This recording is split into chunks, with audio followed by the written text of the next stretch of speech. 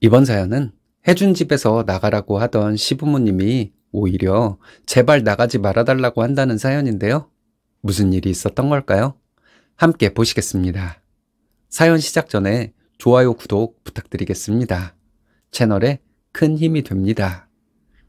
남편과 2년 연애한 후 남편이 청혼해서 결혼하게 되었습니다. 저도 결혼 정년기의 나이였기 때문에 남편과 결혼하게 될 것이라고 생각하고 있었죠. 하지만 그때 저희 아버지가 큰 수술을 받고 병원에 입원 중일 때라서 남편에게 조금만 기다려달라고 했습니다. 참고로 저희 아버지 현재는 건강하게 지내고 계십니다.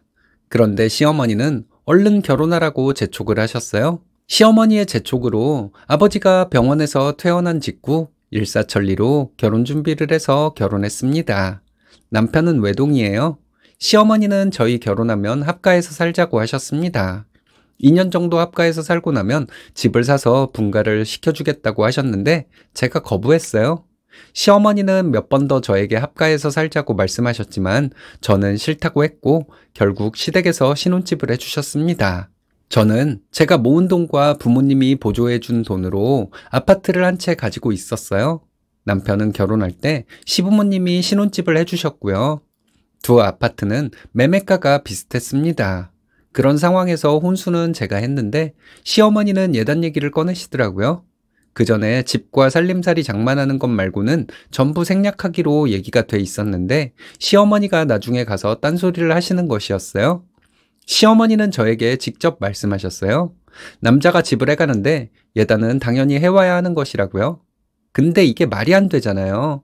저희 부모님께 시어머니가 이런 말을 했다고 전달하기도 창피했어요. 저는 시어머니에게 나도 내 명의의 집이 있고 혼수까지 내가 해가는데 그게 무슨 말씀이냐며 따졌어요. 남편도 제 말이 맞다고 시어머니에게 말씀드렸는데 시어머니는 계속 고집을 부렸다고 합니다. 남편과 시어머니는 이때 한동안 말다툼을 자주 했대요. 그러다가 남편이 시어머니 앞에서 저에게 사과를 했고 시어머니는 탐탁지 않은 표정이었지만 제 말을 인정한다는 식으로 말씀하셨습니다. 시어머니의 억지는 이렇게 넘어가고 결혼했어요. 시댁은 1시간 정도 걸리는 거리에 있습니다. 신혼 때 시댁과 친정에 공평하게 찾아뵈었어요. 시어머니는 항상 저를 기분 나쁘게 만드는 분이었죠. 시댁에서 밥을 먹으면 다른 사람들은 새로 한 밥을 주고 저에게는 찬밥을 주셨어요. 사실 저는 새로 한 밥과 찬밥을 가리지 않는 사람이에요. 둘 다 나름의 맛이 있어서 상관없습니다. 그래서 한두 번은 그냥 먹었는데 이대로는 안 되겠더라고요. 저는 남편 옆구리 찔러서 남편이 밥을 바꿔주게 만들었죠. 아들이 찬밥을 먹는 것을 본 시어머니 표정은 많이 안 좋았습니다. 시어머니의 그런 표정을 저는 즐겼죠. 참다 못한 시어머니는 저에게만 찬밥을 주면서 남편과 밥을 바꾸지 말라고 하시더라고요. 안 그래도 라면이 먹고 싶었다고 하면서 남편에게 라면을 끓여오라고 했습니다. 남편은 라면을 끓이러 갔고 시어머니는 아들 밥 식는다고 안타까워 하셨어요. 라면 2개 끓여서 남편과 같이 먹었습니다. 저는 결혼하고 1년 가까이 며느리로서 해야 할 일은 안 한 것 없이 다 했습니다. 시댁에서 밥을 먹으면 시어머니가 음식을 하셨지만 저도 같이 차렸고 설거지는 제가 했어요. 명절이나 제사 때 빠지지 않고 일했고 남편은 함께 일하기는 했지만 거드는 정도였죠. 남편에게는 불만 없었어요. 오히려 일하지 말고 쉬라는 말을 하고 싶었죠. 남편과 저는 연봉이 비슷하지만 평소에 야근이 많은 사람이라서 주말이나 공휴일에는 푹 쉬게 해주고 싶은 마음이었거든요. 지난 명절에 음식을 하는 중간에 식사를 차렸는데 시아버지는 국이 덜 데워졌다고 신경질을 부리시더라고요. 저는 국을 더 끓여서 드리겠다고 했지만 시어머니는 친정에서 이런 것도 똑바로 못 배우고 시집을 왔냐고 하셨습니다. 너무 화가 나서 표정 관리 안 되고 있는데 제가 화가 난 것을 아시고 시어머니는 아주 신이 났더라고요. 보다 못해 남편이 시어머니와 또 말다툼을 했는데 시아버지는 시어머니 편을 들더라고요. 두 분이 저와 남편에게 소리까지 지르셨어요. 남편은 참다 못해서 저보고 집에 가자고 하더군요. 저도 친정까지 들먹이는 시어머니 때문에 너무 화가 나 있는 상태라서 남편과 함께 집으로 와버렸습니다. 시어머니가 차례 음식 다 하셨겠죠. 그리고 저희는 명절 당일에도 시댁에 가지 않고 친정에 갔어요. 시어머니가 저에게 계속 전화를 했지만 안 받았더니 남편에게 전화해서 소리소리 지르고 울고불고 하셨습니다. 남편은 우리가 뭘 잘못했냐고 시어머니에게 따졌어요. 국 좀 덜 데워졌다고 며느리한테 대놓고 부모 욕보이는 말까지 한 게 잘못이라고 말하는 남편을 보면서 저는 속이 좀 시원했습니다. 명절 지나고 주말에 집에서 쉬고 있는데 초인종 소리가 나더라고요. 시부모님이 찾아온 것이었습니다. 시부모님은 언성을 높이며 결혼할 때 해준 이 집에서 당장 나가라고 하시더군요. 너희가 이딴 식으로 나올 줄 모르고 해준 것이니 이 집에서 당장 나가고 명의도 내놓으라는 것이었습니다. 남편은 좀 당황하는 것 같더라고요. 저는 그렇게 하시라고 했죠. 우리는 이 집에서 나가서 내 명의로 된 집에 전세 들어온 사람 내보내고 거기서 우리가 살면 된다고 했습니다. 이 말을 하니까 시부모님이 당황하시더라고요. 우리는 양가에서 집을 한 채씩 해주셔서 양가에 공평하게 잘할 생각이었다고 했어요. 남편은 제 말을 가로채더니 제가 하고 싶은 말을 하더군요. 집 돌려드릴 테니까 앞으로 우리한테 아무것도 바라지 마세요. 남편은 이렇게 말하는데 제가 하고 싶은 말이었습니다. 저는 할 말 다 한 것 같으니 약속이 있어서 나가보겠다고 말하고 집에서 나왔습니다. 약속이 있다는 말은 거짓말이었어요. 그 자리에 더 있다가는 시부모님에게 심한 말을 할 것 같아서 나와버린 것이었죠. 제가 나오고 나서 시부모님은 그런 얘기가 아니라면서 너희들이 똑바로 했다면 우리가 이런 말까지 했겠냐고 하셨대요. 남편은 우리가 안 한 게 뭐가 있냐고 따졌다고 합니다. 원하는 대로 다 해드릴 것이고 며칠 안으로 집부터 비워드릴 테니 그만 돌아가시라고 했답니다. 시어머니는 당장 어디로 간다고 이러냐 물으시길래 남편은 처가랑 합가해서 살면 된다고 했대요. 장인어른이랑 장모님은 우리가 들어가서 산다고 말하면 엄청 반기실 거라고 말했다네요. 시부모님 가셨다고 남편이 전화해서 집으로 들어가서 얘기했습니다. 시부모님은 남편에게 그냥 여기서 살라고 말을 바꾸셨다는데 남편은 처가에 들어가서 살겠다고 계속 말했대요. 처가에 들어가서 살다가 제 집으로 들어가서 살면 된다고 계속 말했더니 시부모님은 우물우물하다가 가셨다고 합니다. 그 후로 지금까지 시부모님이 오히려 남편을 설득하고 있어요. 나가지 말고 이 집에서 살라고요. 저와 남편이 들어가서 한동안 살겠다고 하면 저희 부모님은 아마 기겁을 하실 거예요. 저희 부모님은 자식들 신경 안 쓰고 두 분이 편하게 살고 싶어 하는 분들이거든요. 시부모님과 관계가 어떻게 풀릴지 모르겠지만 저는 남편이 하는 대로 방관만 하고 있으면 될 것 같습니다. 시부모님의 부당한 말에 저보다 더 난리인 남편이니까요. 시부모님은 집으로 생색내며 아들과 며느리를 좌지우지하고 싶었나 봅니다. 남편이 참 현명한 사람이네요. 제가 술 한잔 사주겠다고 남편 되시는 분에게 전해주세요. 아이고, 참. 시부모님이 이렇게 찾아와서 너네 내 말 안 들을 거면은 내가 해준 집에서 나가. 이게 참 너무 페류나 짓을 하면은 자식이 그럴 수 있어요. 그래야 돼요. 그리고 그게 정의야. 맞아. 그건 나도 그렇게 생각을 해. 그래갖고 뭐 그런 소송도 있대잖아요. 내가 재산 너한테 명의 변경 해준 거, 재산 상속해준 거 다시 내놔라. 그래서 뭐 승소하는, 부모 쪽이 승소하는 경우도 많대잖아요. 뭐 그렇기는 한데 이제 그것도 뭐 이제 뭐 어떤 조건을 걸고 네가 나를 모시기로 하고 뭐 네가 나를 어떤 조건에 의해서 내가 너한테 그 재산을 준 건데 너는 그거를 하나도 안 지켰으니까 그 조건이 이행이, 그 계약사항이 이행이 안 됐으니까 다시 내놔야 된다. 계약 파기다. 그게 보여지면은 법원에서도 판결을 그렇게 때려준대잖아요.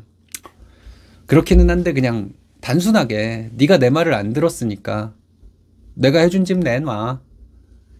그러면은 겁먹을 줄 알았는데 이 외동아들이 외동아들인 남편이 겁을 하나도 안 먹고 그럼 처가에 들어가서 살게요. 그러면서 대신 우리한테 아무것도 바라지 마세요.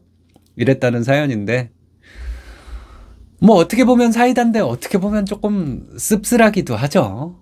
그런 내용이에요.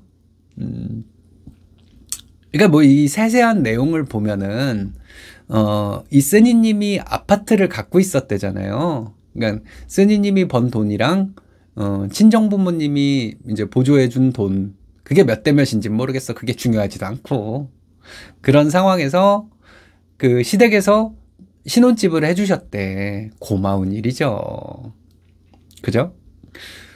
뭐 세상의 부모들 중에서 자식이 결혼한다고 할 때 집값이 뭐 한두 푼도 아니고 시골 집값이어도 뭐 별다를 거 없어. 집 한 채를 척하고 해줄 수 있는 부모가 몇이나 되겠어요.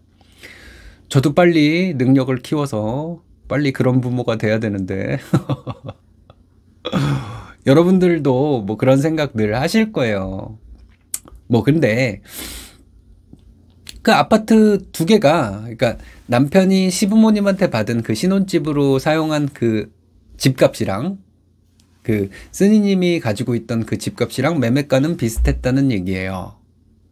근데 시어머니가 결혼 전에 또 예단 얘기를 또 꺼내셨대지. 이건 좀 그래요. 예단을 왜 해오래. 근데 이 글 내용을 보면 예단을 안 하기로 다 얘기가 돼 있었는데 갑자기 또 뜬금없이 말 바꿔서 얘기를 했다는 거야. 시어머니가. 그래서 쓰니님이 그거 왜요? 안 하기로 했는데 왜요? 그리고 다 이거 똑같이 해오는 거고 오히려 내가 혼수를 해가는 건데 그런 상황인데 어머니 왜 그 예단을 해오라는 말을 할 수가 있어요? 찬밥을 줬다는 거잖아. 이게 말이 되냐고. 어? 왜 뜨거운 밥이 밥솥에 새로 한 밥이 4인분이 딱 있는데 왜 며느리한테는 그 묵은 밥을 왜 줘? 왜 그러는 거야 도대체? 나 물어보고 싶어. 시어머니랑 진짜 한번 만나고 싶다. 왜 그러셨냐고.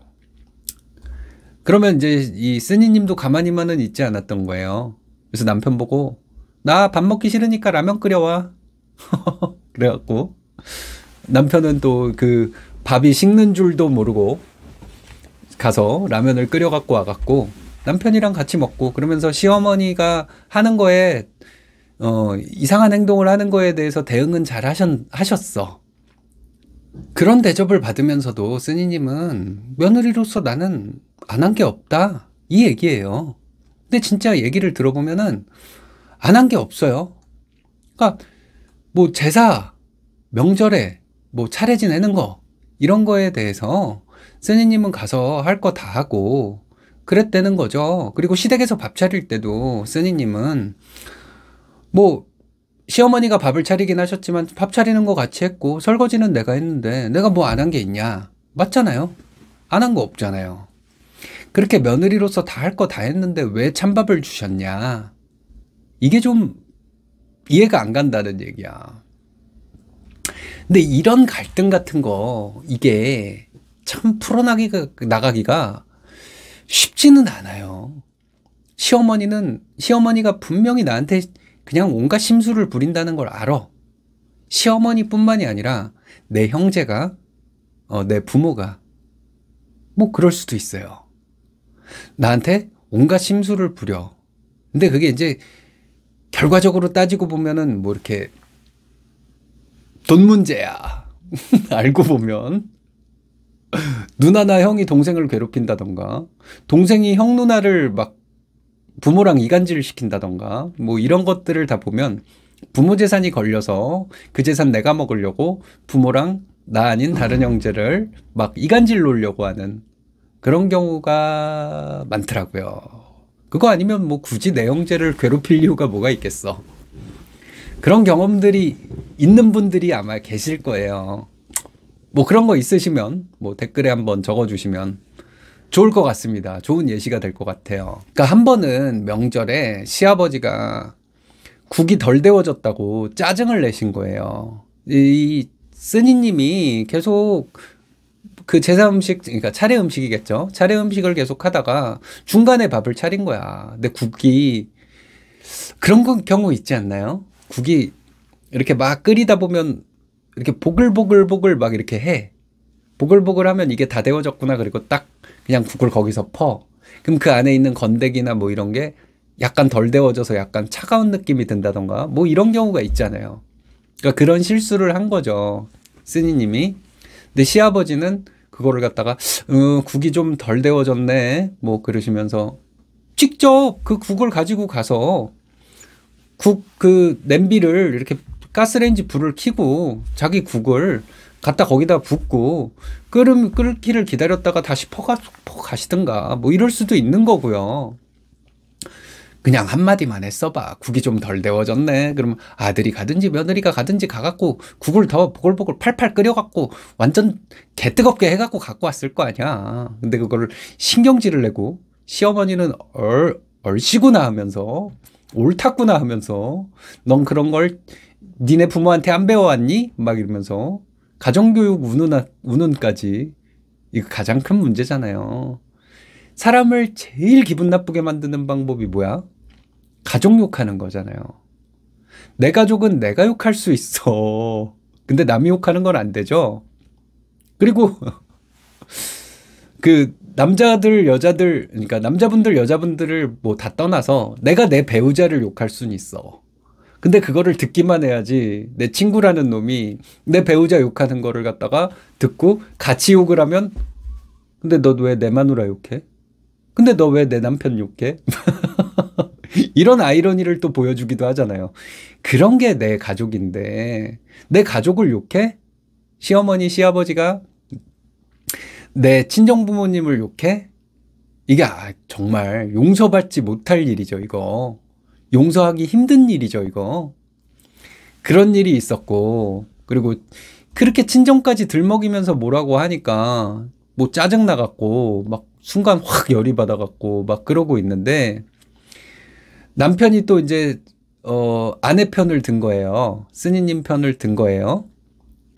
그리고 뭐 이런 것까지 뭐 그러시냐고 막 그랬더니 시부모님이 같이 쌍으로 그냥 남편한테 소리를 지르고 막 그래갖고 남편이 그러면은 야 우리 가자 그래갖고 쓰니님을 탁 하고 그냥 데리고 나와버린 거야. 어우 아주 터프한 남편 되시는 분 아주 멋지시네요. 그리고 이제 왔는데 그 얼마 안 있다가 주말에 시어머니 시아버지가 그냥 불쑥 집에 찾아와서 막 뭐라고 하려고 잡들이를 하려고 오신 거죠. 그러더니 이제 한다는 말이 결혼할 때 내가 너네들한테 이 집을 해줬으니까 너네 이 집에서 나가. 그러면 쫄 줄 알았나 보지. 내가 이딴 식으로 니네가 나올 줄 모르고 해준 집이니까 너네 그딴 식으로 할 줄은 모르고 해준 집이니까 이 집 내 집이 내가 해준 집이니까 나가. 명의도 다시 내놔. 그래서 이 남편 되시는 분이 나가겠다고. 그러면 우리 여기 내 마누라 이름으로 돼 있는 집도 있고 그 집에 세입자 내보내고 우리 거기 가서 살 테니까 뭐 그렇게 하시라고. 명의도 변경해드리겠다고. 그리고 우리 그 집에 들어가기 전에 세입자 나가기 전까지는 뭐 처가에 가서 사는 수밖에 없으니까 처가에 가서 살 테니까 그런 줄 아시라고. 강력 대응을 한 거죠. 시부모님이 봐봐. 시부모님 입장에서는 그런 거다. 내가 아들이랑 며느리를 좌지우지하고 싶어.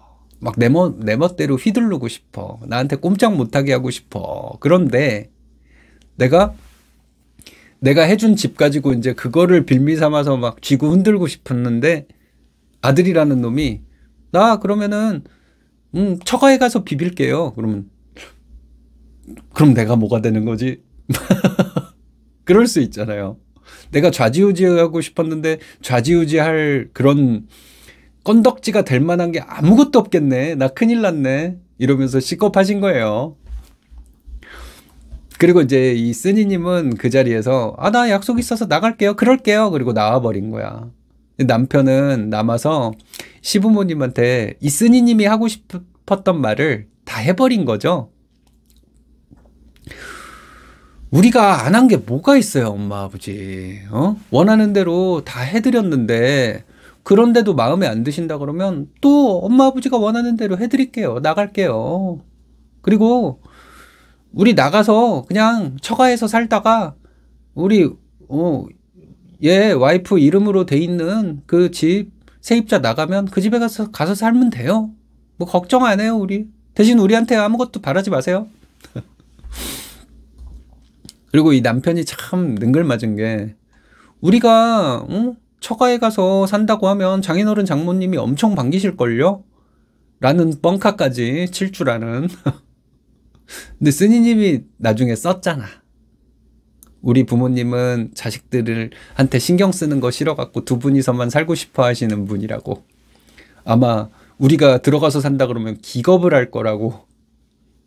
근데 이 남편은 자기 부모님한테 뻥카도 칠 줄 아는 사람인 거야. 어우, 다시 봤어? 응?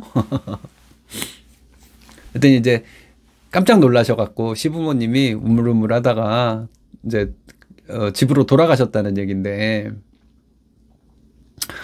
그 이후에 시부모님이 오히려 남편을 설득하고 있대요. 나가지 말라고. 명의 그냥 그런 거 다 필요 없으니까 너네 나가지 말고 거기 살아. 아니에요, 우리 나갈 거예요. 엄마 아버지가 나가라 그랬잖아요.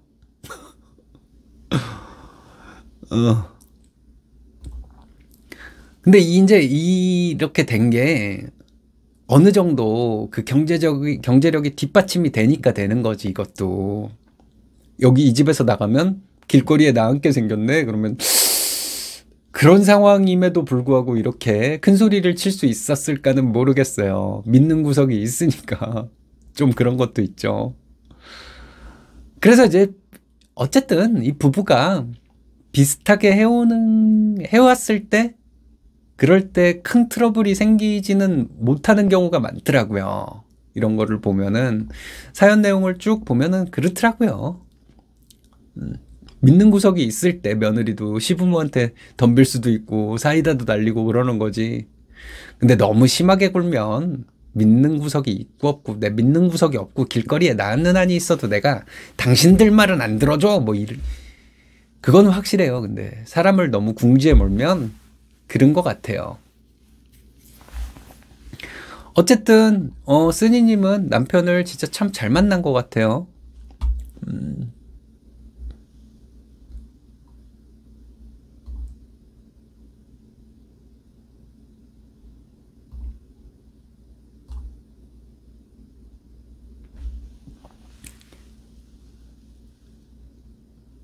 어떤 갈등이든지 간에, 뭐 고부 갈등이든 뭐 직장 상사와의 갈등이든 친구 사이의 갈등이든 간에 그 갈등이 꼭 나쁜 건 아니잖아요.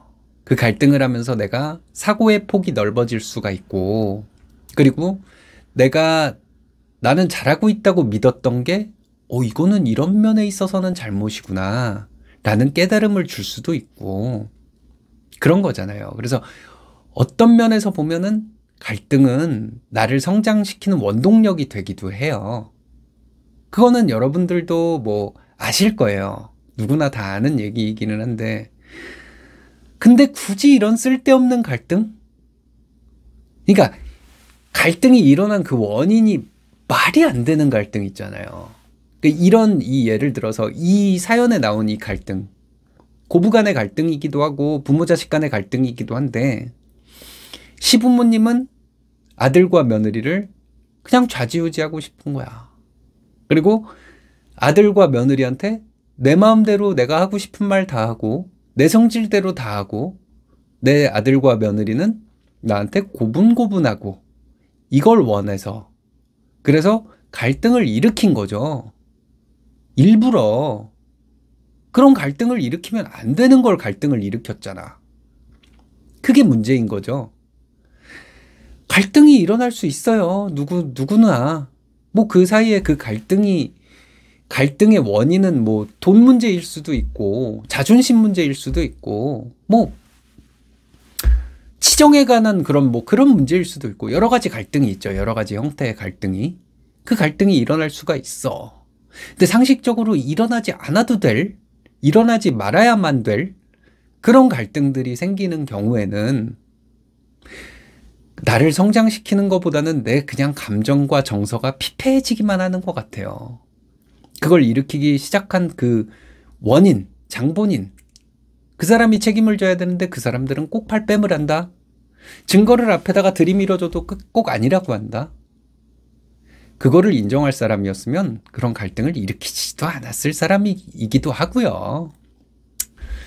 인생을 누가 막 이렇게 폭풍우에 휘말려서 살고 싶은 사람이 있을까요? 평온함 속에서 누구나 다 살고 싶잖아요. 무난하게 흘러가는 인생. 젊어서 고생은 사서도 하니까 막 나를 막 힘든 진흙탕 속에 빠뜨려서 나를 키우려 하는 그런 젊은이도 있겠죠. 근데 젊은 나이에도 별로 어린 나이에도 그런 거 하고 싶지 않아. 평탄하게 가고 싶어. 누구나 다 그래요. 근데 어쩔 수 없이 뭐 진흙탕에 빠져서 어쩔 수 없이 뭐 어떤 일에 휘말려서 내가 고생도 했지만 그걸로 인해서 그 일을 겪으면서 내가 성장하기도 했다. 뭐 이런 후일담을 가질 수 있는 뭐 그런 경험도 있을 수가 있어요. 근데 이거는 좀 그런 것 같아. 쓸데없이 게임을 걸어갖고 쓸데없이 승부를 걸어. 막 자기 어른이라고 막 그러면서 좋아, 내 말을 안 들어? 너 좋아, 우리 진검승부를 해보자 막 이러면서 너 내가 해준 집이니까 나아가. 좀 아니잖아요, 이런 거는.